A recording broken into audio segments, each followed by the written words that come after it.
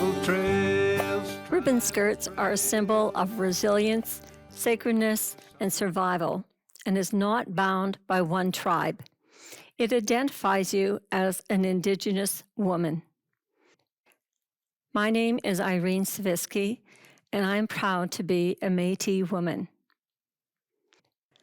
I always wondered, can God use me as a vessel somewhere in His work? Psalms 37:4 says, "Delight yourself in the Lord, and He will give you the desires of your heart." In the early 80s, I came to know the Lord. I always wanted to go on a mission trip. But who was I? I wasn't a missionary. I wasn't a pastor. I wasn't anyone special. How could God ever use me to do His work? But He did begin to mold me and grow me into the woman I am today.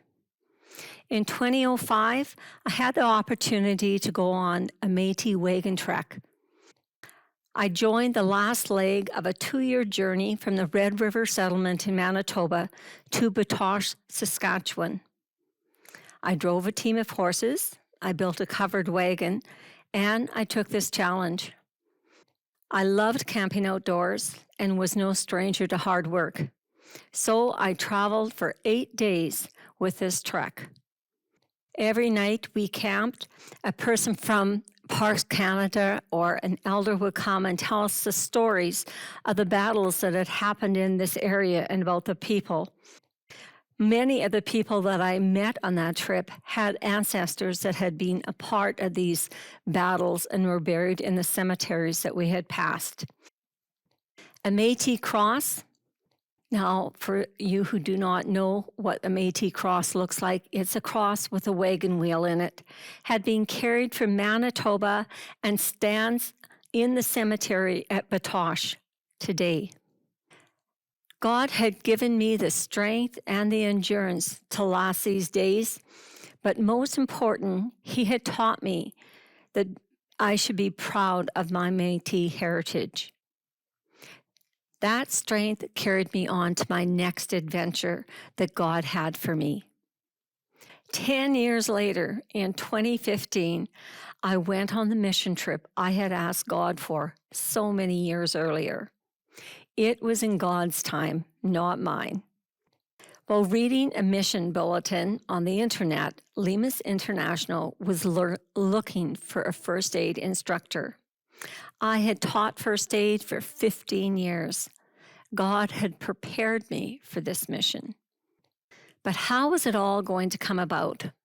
I contacted Lemus International, but they did tell me that I would be going to Nairobi, Kenya by myself, not in a team. But I wouldn't be alone. God would travel with me. Philippians 4:13 says, "I can do anything through Him who gives me strength." So with my 3 prayer partners, we lifted up this mission to God. And God was so faithful. In less than 4 months, everything fell into place. My flight was booked and paid for, my training completed, I had raised funds for first aid equipment, for sports equipment, topical Bibles, concordances for the pastors I would meet, and I had 600 pairs of reading glasses for the people of Kenya. I also took 200 salvation bracelets, so I would have the opportunity to speak to the people about the love of Jesus and salvation. January 6th, 2015, I left Saskatoon, Saskatchewan, and flew 50-some hours to Nairobi, Kenya. I did run into a few unexpected situations. First is when I landed in Paris. My flight to Nairobi had been canceled. So after several hours, I was rerouted to Dubai. That flight would add another 10 hours onto my flight, but the Lord was with me and it allowed me to see beautiful country. The next glitch was MasterCard. Much to my surprise, MasterCard had suspended their service to Kenya by the time I got there because of the unrest in this country. No one would cash traveler checks. So I was going to be in a country for 5 weeks with little or no access to money. But I prayed. I knew God had the solution. Philippians 4:6 says, "Do not be anxious about anything, but in prayer and petition with thanksgiving, present your requests to God." And once again, God was faithful. My son was able to send money through the mission by PayPal. God is so good. Now my work began. Kibera slum is more than 1 million people, and it's not the only slum in Nairobi. I taught first aid in the mornings at the New Life Restoration Ministries. New Life was also an orphanage and home to 70 plus kids. I trained the older youth to help me for testing people for glasses. They were my interpreters and quickly learned how to test people for the right prescription that they needed. These glass workshops were done in the afternoon. Some days, however, the big boys, the older ones in the mission there, took me out to the open market, and we would have the opportunity to hand out salvation bracelets. Everybody wanted one, so we got to share the salvation story.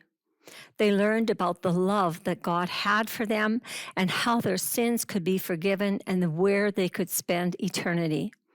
It was a wonderful part of my journey. And when I got to meet those people, it was just so special. Catherine, a counselor at New Life, was my travel companion when I traveled to Kisii in the southern part of Kenya. We would be gone for a week. However, we had to travel through Norwalk, where there were protests going on. But I prayed, God is my refuge and strength in every present help in trouble. Outside of Kisii is Holiness Children Orphanage Center. It is operated by New Life Restoration Ministries. I did my first aid training in the church, and it was so full, people were hanging inside the windows. The glass workshops I did under a canopy of eucalyptus trees. By noon the second day, I had run out of all the lower prescription glasses and only had very strong glasses left. But I prayed, God, only send those people who need those high prescriptions. And that's exactly what he did. God was so faithful. Every night, I listened to gospel music.